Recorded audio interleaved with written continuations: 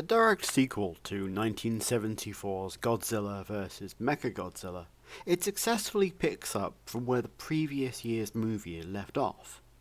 But is this Mechagodzilla or Robot Chicken? Godzilla vs. Mechagodzilla was watchable stuff.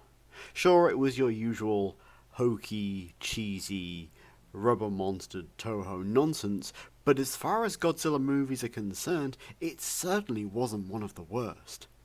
For this reason, I was quietly hopeful for this.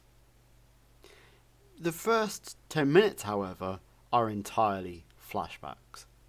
Seriously, 10 feckin' minutes. 2 would have sufficed, but no, they hit us with 10 minutes of footage that we'd already seen. That was overkill and immediately dampened my enthusiasm for the film. My spirits, however, were kind of raised when it became apparent this was a real direct sequel, and I did appreciate this. I also loved the return of the original soundtrack.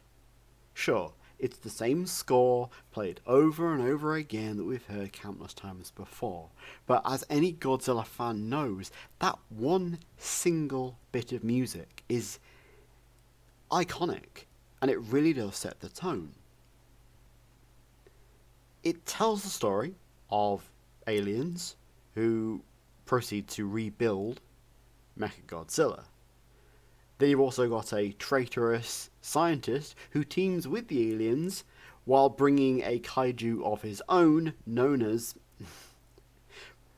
Titanosaurus, arguably the goofiest of all of the kaiju names. Titanosaurus.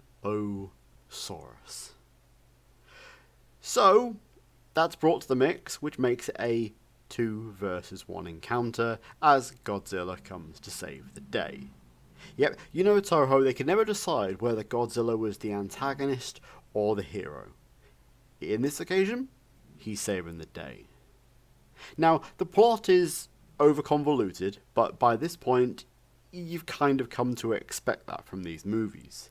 The fights are about as on par with previous movies as you'd expect, and the film has one major flaw to it. It's really, crazily, insanely, remarkably, undeniably, mind-bogglingly boring. No, seriously, I am pretty sure I almost drifted off a couple of times during the film's runtime. I mean, Toho are legendary filmmakers, and some of their works are masterpieces. After all, these are the same people who brought us Seven Samurai. But I question how you can make a movie about 2 giant monsters and a giant robot battling across the city boring. I mean, how? That must take some skill. Maybe that's what they were going for. A demonstration that they literally can accomplish anything.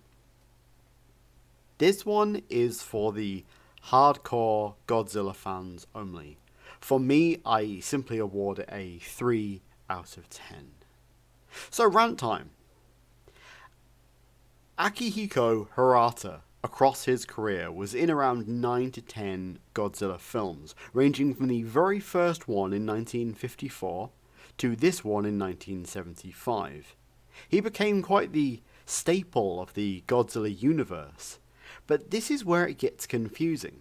You see, he didn't keep popping up in these films, reprising the same role. He kept appearing as different characters altogether. Usually a doctor or a professor or a scientist of some sort. I always found it quite bizarre. The Godzilla universe, of course, was all connected.